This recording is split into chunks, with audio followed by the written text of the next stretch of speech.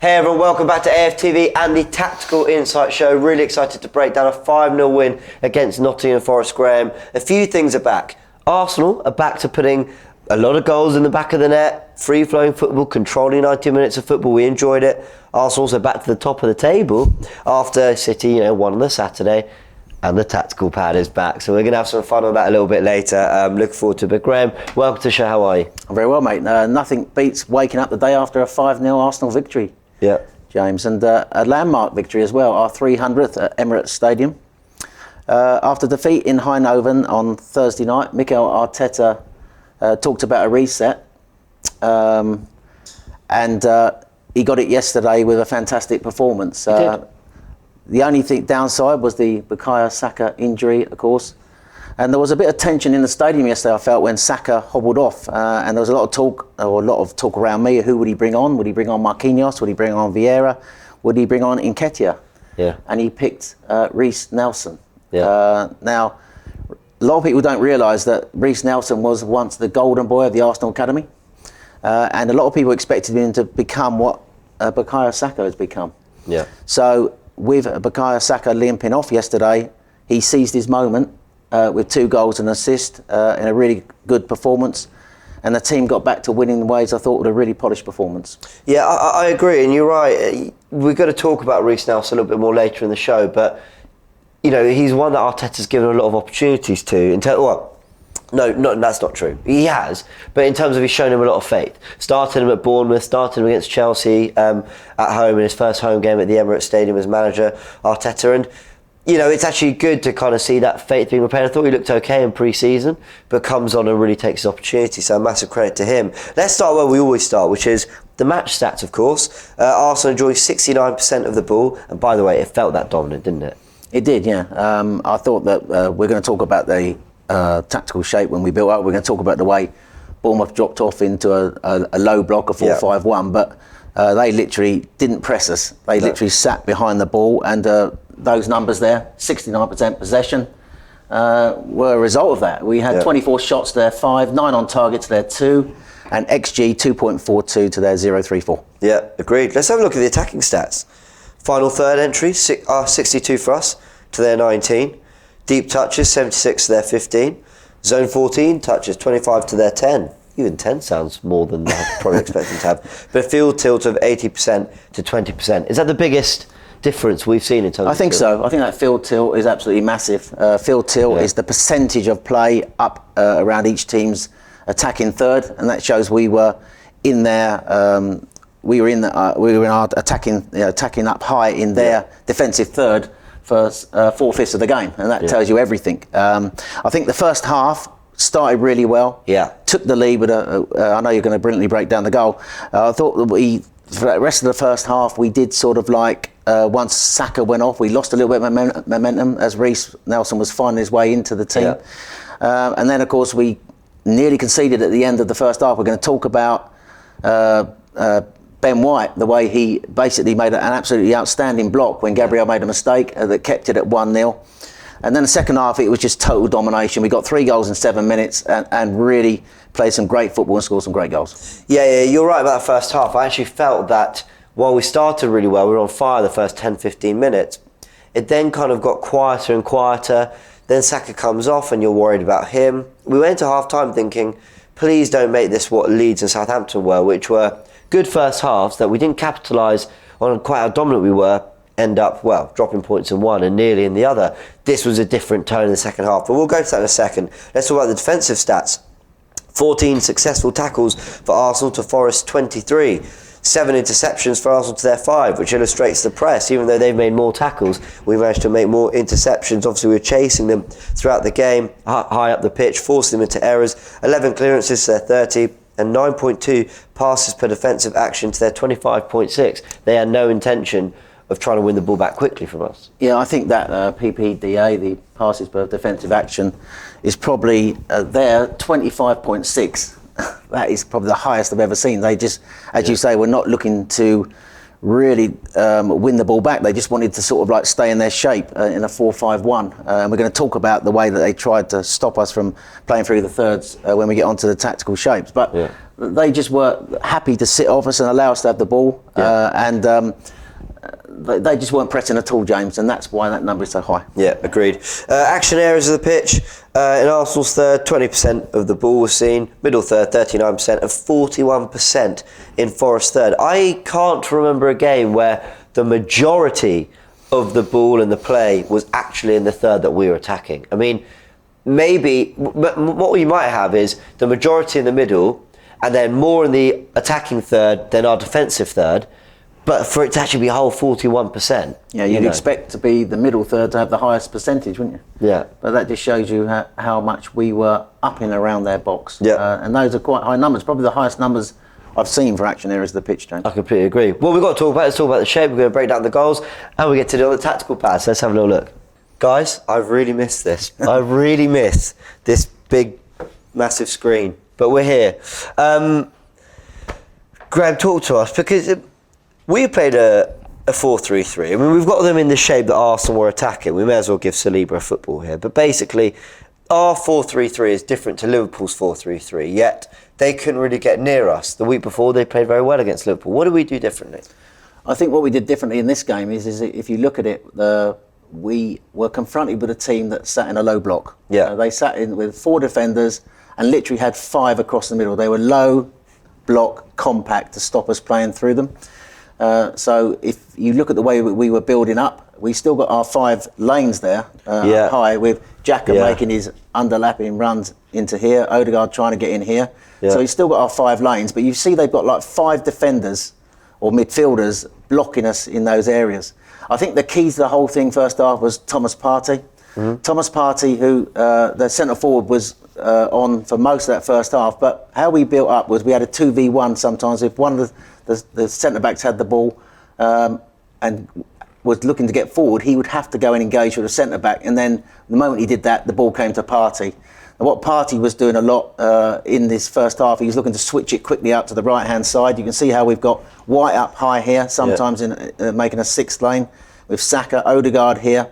And it was these underlapping runs from Xhaka and Odegaard which I think undid Nottingham Forest during this game, with Thomas Partey able to break the lines and play really good progressive passes. And I think that was the key first half. At the start of the game, it led to the first goal. It went out wide to Saka. White overlapping enabled Saka to deliver a cross in for Martinelli to head the first goal. And then in the second half, when Reece came on instead of Saka... Should we get him on, actually? Yeah, get Nelson on. Let's see if we can find him. Where are you, Reece Nelson? There we go. Reece Nelson in, Saka out. There we go. I don't think we changed the way we played when Nelson came on. He was still playing the Saka role up high. We got our lanes there, but I think the crucial thing was Partey able to break the lines in midfield to get past here because they were sitting so deep, and then play progressive passes through to these runs of Granit Xhaka. Yeah. Because what was happening was the moment he literally breaks the line, Yates has got to come out slightly, creates a bit of space for him to play in Xhaka or play in Odegaard in these underlapping, overlapping sort of runs. Odegaard coming out here or going in there, Xhaka coming out here or going in there. And I think that was the key to it. The breaking of the lines from midfield, the runs of our 2 number 8s causing them problems that created the openings for our forward players and Nelson to take advantage. Well, we saw evidence of that run you're talking about. Let's draw it. When Partey played that pass to Granit Xhaka to the back post, where he takes a touch, I think, on his chest and then puts it across to Martinelli.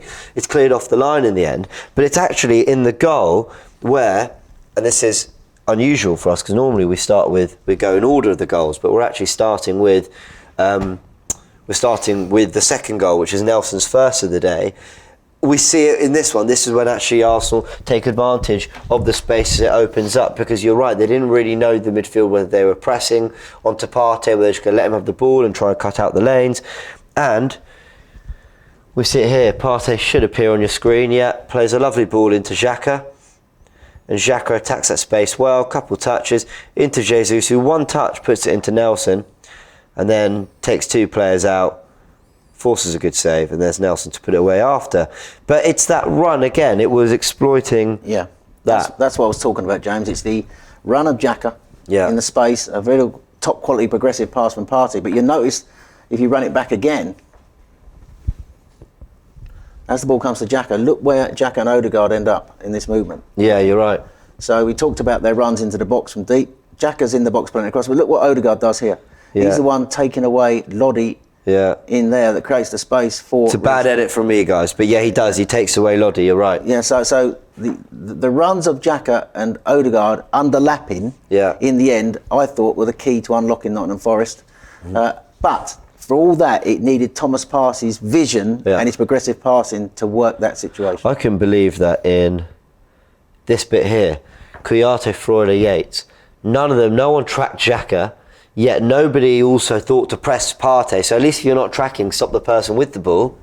But then Aurier can't follow Xhaka because of how wide we are, because Martinelli and Nelson or Saka, when he starts, stretch the pitch so much. So we took advantage of that really well. I think the thing that they tried to do first half was Gibbs, White and Lingard were literally, their main job was to stop White and Tomiyasu getting up high. Yeah. And we talked last week about the diamond in midfield of Partey at the base and Jesus dropping in at the tip, and then you got Xhaka and Odegaard either side. Yeah. I thought what they tried to do first half, Nottingham Forest, was they tried to have like a 3v3 in midfield with their two wide players trying to block off our fullbacks from getting high. Yeah. So with Jesus dropping in, I think this guy here, Freuler, his job was to sort of look after Jesus. Yates was trying to look after Xhaka, and Kouyaté was to look after Odegaard. I thought what I noticed in this game was that Odegaard was running quite freely off Kouyaté quite a lot during the game, causing them real problems. I didn't think he tracked his runs very well. And I thought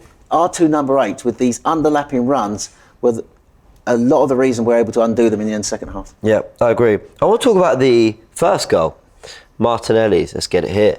So there was a lot of debate and discussion around this player. Let me show you. Let me circle him. Tomiyasu. Should he start over Kieran Tierney? People say in the Southampton game, did we get forward enough? See, we see Ben White overlapping, getting assists. Shouldn't Tierney be doing that on the left? And I'm going to hold my hands up, guys. I was one of them. I was one of the people that wanted Tierney to be starting over Tomiyasu. But I will give myself a little bit of credit. I said in the starting 11, love to all of you, if you did watch the starting 11 show, we did a little analysis actually on Tierney and Tomiyasu. What we basically found was Tierney offers a lot going forward in terms of on the ball, crosses, touches, stretching the pitch, all that. But Tomiyasu is actually much better defending higher up the pitch, whether it be intercepting, whether it be tackles in the attacking third, all that. Now, one of the things that I did sort of ask the question was whether he was looking at White and Tomiyasu to do what Delph and Carl Walker did for Guardiola, for example, back 4 or 5 years ago, which was players, wing backs and full backs that were actually going to shield the two centre backs along with Thomas Partey. And that's what you have here in the start of this goal. And while people are going to talk about Bukayo Saka and Martinelli, rightly so for this goal, this is exactly why Tomiyasu is in the team. Because White's on Lingard, Tomiyasu's on Gibbs White, and then when Xhaka doesn't come away with that ball and Yates does and tries to give it to Gibbs White, those two are so good at getting in front and saying, no, we're going to stay in the pressure, we're going to keep possession again, and we're going to make you suffer for it. So what you've got here is Tomiyasu winning the ball because he gets in front of White, rolls it into Martinelli, and then the quality of Martinelli and Saka comes out. It goes out to Saka. You can ignore everyone here because they don't matter. White goes for the overlap. That does give Lodi something to think about. But in fairness, Saka does everything so quickly anyway, and Martinelli's there to put it away. But I think that battle here with Tomiyasu and Gibbs White was really crucial to that goal. Yeah. And I think, can Tierney do that? Yes, I believe he can. Yeah. But even me, who prefers the option of a Tierney, a left-footed left-back who overlaps, you can't deny that what Tomiyasu does there is crucial, and it's why he's being chosen right now, I think. Absolutely. I think when you talked to me about it this morning, I 100% agree with you. Tomiyasu has got a defender's instincts up high that probably Tierney doesn't. So we've been debating this now for a week. We thought that maybe Tierney's better going forward, and he is better attacking space in behind. Yeah. But that doesn't happen. I don't think it happens if Kieran Tierney's there. Tomiyasu has got a defender's instinct. He was able to sort of like cut that out because he's so good at sort of reading situations. And then he enabled the play to develop by feeding Martinelli. Now, when the ball comes across, can you just run it again? Yeah, let's do it. Because I really enjoyed this, actually. Great creation, I thought. So when Martinelli knocks it across, to Saka. Ben White's now going to try and get up on the overlap. Lingard is, you're not showing it, Lingard is the one getting back. As the ball comes in, Martinelli shows more desire to get there than Cook. They'll be disappointed for us because they had like 4 or 5 players in the box. Martinelli got there. But you are right, it comes originally from Tomiyasu's defensive instinct. So that's a great point you make, James. Thank you. But yeah, it somewhat maybe tries to explain why those decisions are being made, whether people are happy with them or not. At least that might give a little bit of context and understanding as to why. Yep, I still think there's a debate to be had there, but who can complain when we're winning 5-0? And who can complain when, okay, Jesus, fine, missed a couple chances. And we're going to talk about him later because I felt that we were all impressed with his performances despite the goal. But this is...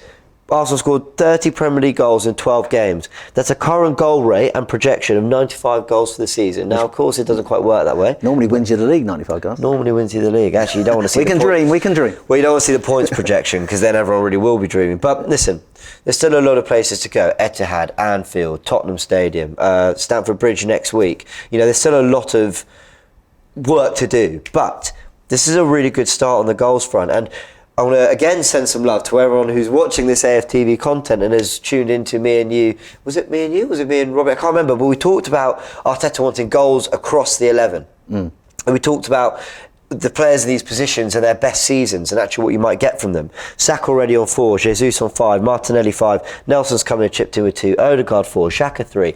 Goals across the pitch. Saliba with 2, Gabriel 1, but he's the goal scoring defender normally of the 2. So the fact that we're getting goals across the pitch is what makes Arsenal more unpredictable and even more dangerous. Yes, we can talk about Haaland and how unbelievable he is, how stoppable he is, but when you don't have him, okay, De Bruyne can step up. I'm not for 1 second saying City don't have goal threats. Of course they do.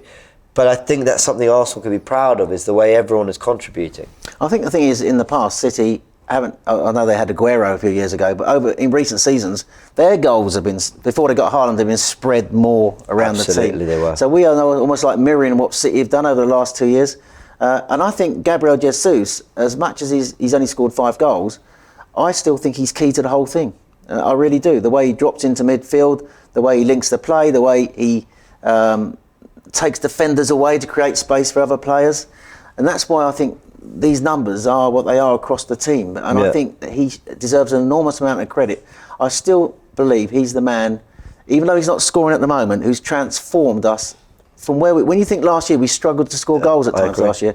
And now we're getting them, as you say, and this graphic shows right across the team. It's great to see, James. Yeah, I agree. Right, let's talk about some individual performances.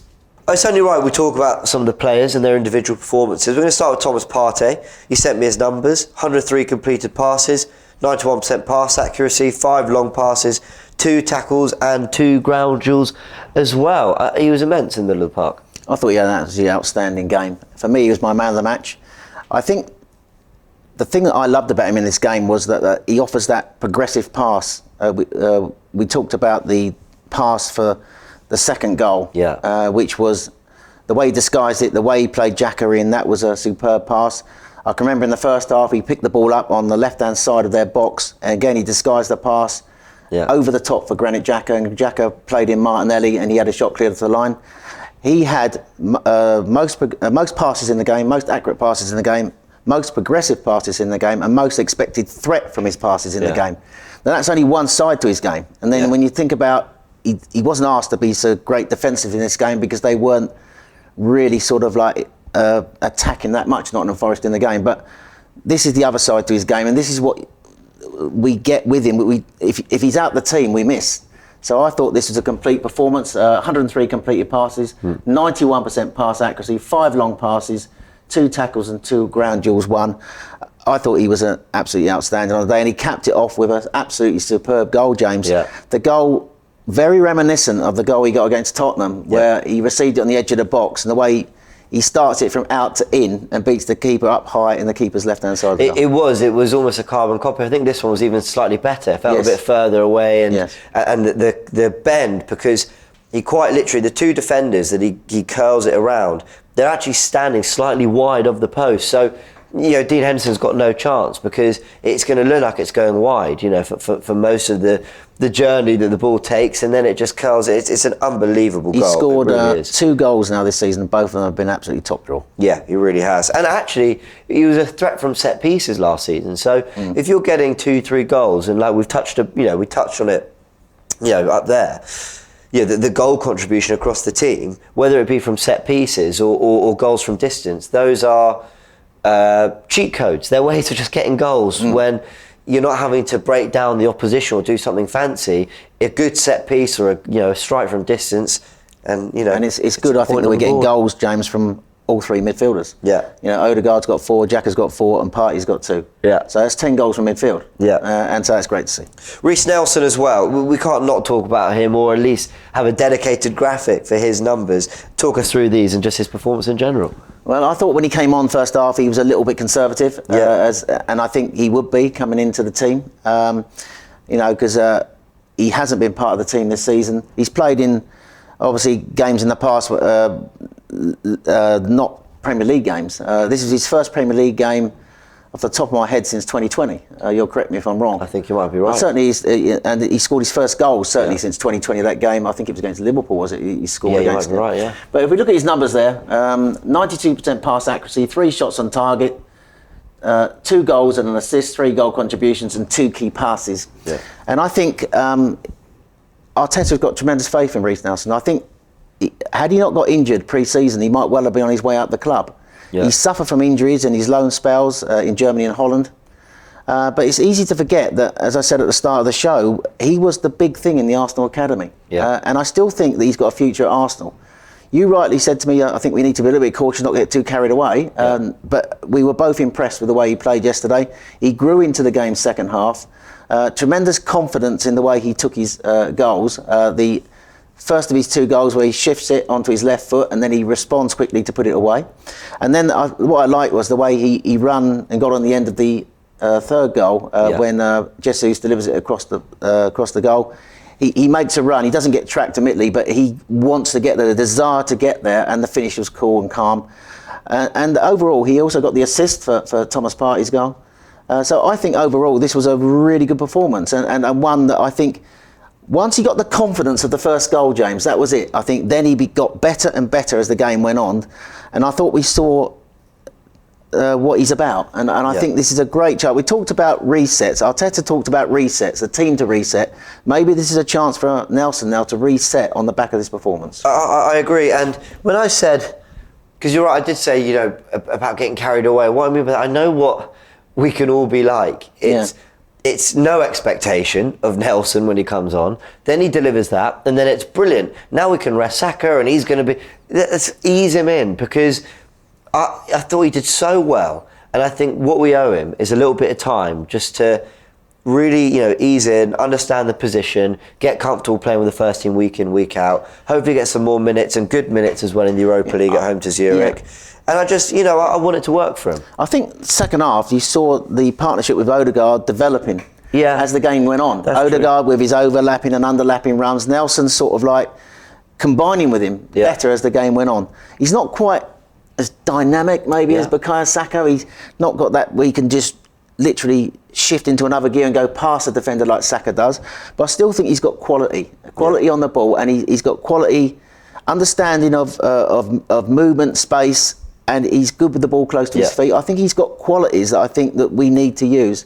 And I saw a performance there of someone who a lot of Arsenal fans probably haven't seen for a while, and appreciate that he is a talent. And I think, I hope to see him really develop that talent now, and maybe this will be the chance. I talked about reset. Maybe this is his reset where he can go on from here and deliver for the team. Yeah, I hope you're right, and I completely agree. And the fact that he can play right and left as well, that will give him. That's what he did actually. I thought he was very good when he came onto the left-hand side when we made the substitutions again. So as you say, he's very flexible. He can play right or play left. I think he's a very talented player. Agreed. I want to talk about a couple other players. We could talk about everyone. I thought Granit Xhaka again was excellent. Ramsdale did everything he had to do brilliantly. I thought Gabriel and Saliba, because when you're playing a high line and they can go over the top the other way, you've got to be constantly switched on, and they were, apart from that one pass from Gabriel, that was bad, but generally I thought they were fantastic. You can't really fault anyone's performance. Even Saka for the 30 minutes, Martinelli. I thought Saka was brilliant for that first 27 minutes, set the tone. Everything was going out down his side. He got kicked by that left forward. I just want to say on this programme, on this show, that I just think he gets no protection from referees. No. He was kicked out of that game yesterday by the Atletico Madrid loanee, Lodder, was it? Renan Lodi. Yeah. Lodi, yeah. Well, Lodi. if he's for Atletico Madrid, then, and Lodi, and I thought that he set the tone early on. That 27 minutes from Saka, the numbers. I know we're not showing him today, but his numbers in that 27 minutes reflected more than 27 minutes. Yeah, I know what you mean. Yeah, good numbers for 27 minutes. Is what I'm trying to say, James. The three players I wanted to talk about. Ben White. I just wanted a word on him. I love the guy. I love his interviews after games. They're brilliant. He's adjusted his right back position so well. We talked about how with that first goal, Martinelli's header, the fact that Ben White is looking to overlap as well gives Lodi something to think about. So he's dropping, and it gives Saka that little bit of extra room for the cross. I just think that block as well. Everything he did in possession. Then he moved to centre back, totally class. I love the guy, and what a season he's having. And because we're playing so well, the names are being thrown out for player of the season so far. Look, we're only a third of the way through, but I guess a third of the way in is a time to start asking that question, I guess, for a bit of fun. Xhaka, Ben White, those are the names I'm thinking, and the consistency that he's delivering this season is unbelievable. He's brilliant. He's brilliant at right back. He was fitted back into the centre back position seamlessly yesterday. I think he's had a really outstanding season, and you're quite right. I think that block in the first half at 1-0 was crucial. When the ball came, when Gabriel makes a mistake, it looks like Lingard's going to score. He sees the situation straight away, and he's making the block even before Lingard is getting his shot away. He reacted so quickly. I think he was brilliant again yesterday. He's had a great season, James, and quite rightly getting the praise he deserves. I agree. And I know you wanted to give a word on Jesus and Odegaard. Yeah, I think, first of all, Jesus, I think that this scoreless streak he's going through, 7 games now, is a frustration for him and the fans. But I think yesterday you see what he brings to the attack, how he sort of has transformed our attack in the terms of his movement off the ball, the way he drags defenders out of positions, and also the way he brings others into play. I think he's an unselfish player, and I watched him really closely yesterday. He deserved the goal yesterday. He had that one moment with the keeper, made a really good save. I thought that was his moment, and then when Ben White flicked across the goal with his head, he came in at the back stick. He was so close to scoring. He did everything but score yesterday. The goals will come, but I just think he's transformed our attack this season, and I think he needs credit for that. And I think he was superb yesterday. Yep, Odegaard as well. I thought first half, I was thinking, Martin, these are the games that I need you to just run it. And then second half he did. I think the thing I liked about him second half is the way he was doing the underlapping runs up high. He was taking defenders away. He was in the box. And I think also we want him to shoot more. And the way he shifted on his left foot and delivered his 4th goal of the season. I think overall yesterday I thought he played really well. Yes, we want him to, he's got so much class and ability, but he's integral. When he plays well, the team plays well, James. Yeah, I completely agree. Hit us with the Roundup stats, Graham. I thought you were going to maybe give a bit of credit for Tommy before we go on. Well, I think I've sort of said all I can really there on the tactical pad, but I agree he was brilliant, and this left back debate goes on. We were talking last week about the Tierney Tommy. I just want to say myself that I thought he had an excellent game yesterday. Yeah, he was. No, I thought he was terrific. I agree. Right, Roundup stats, James. Arsenal's victory yesterday was the 300th victory at Emirates Stadium. Arsenal won a Premier League home match by 5 goals for the 19th time. Each of the previous 18 have come under Arsene Wenger. Arsenal have now scored 30 league goals in 12 league games this season. Arsenal only scored 61 goals in the whole of last year in the league. Gabriel Jesus has now assisted 13 goals in the Premier League since the start of last season, the 3rd most of any player after Kevin De Bruyne 17 and Mo Salah 16. Arsenal yesterday completed their 9th game in October. I know you talked about that on full time yesterday. Their record is 1-7, drawn 1, lost 1. Arsenal have now scored 5+ goals in the Premier League for the 3rd time since the start of last season. The other 3 games, Norwich away, Everton at home, Nottingham Forest at home. Arsenal's home record in all competitions this season now stands at played 8, won 8, goals scored 23, goals conceded 7, clean sheets 3. Reece Nelson's brace was his first goals for the club since November 2020. Granit Xhaka made his 200th appearance for Arsenal yesterday in the Premier League. Thomas Partey completed 103 passes yesterday, the most accurate in a match since Xhaka completed 106 passes in a 2-1 victory over West Ham in 2020. Bukayo Saka, at 21 years and 55 days, became the third youngest player to reach 20 assists, behind Cesc Fabregas, 19 years, 352 days, and Wayne Rooney, 20 years and 300 days. And we talked about Martin Odegaard. Martin Odegaard made 18 passes into the box for Nottingham Forest, the most by any Arsenal player in the Premier League since December 2020. You're not going to guess who the player was he beat. Who do you think that was before that? You're never going to get it. No, Willian.